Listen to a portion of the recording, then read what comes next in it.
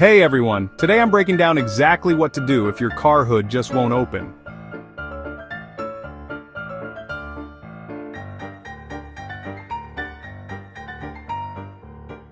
First, double-check that you're pulling the right hood release lever, usually found under your dashboard on the driver's side.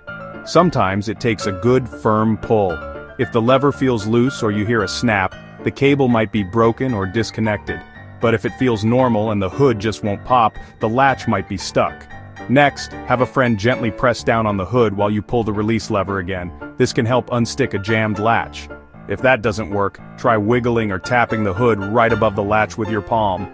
Sometimes a little vibration is all it takes to free things up. Still stuck? Move to the front of the car, slide your fingers under the hood's edge, right where it should pop up, and look for the safety latch. Use your fingers or a flat screwdriver to move the latch aside while lifting the hood.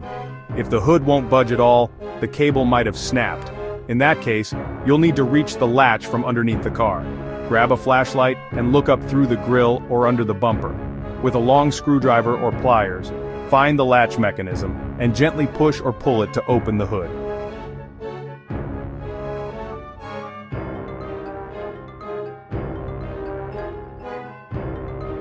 Remember, if you're not comfortable or things seem stuck, it's always safe to call a mechanic. Don't force anything. You don't want to damage your car. That's how you fix a car hood that won't open. Stay safe, and good luck.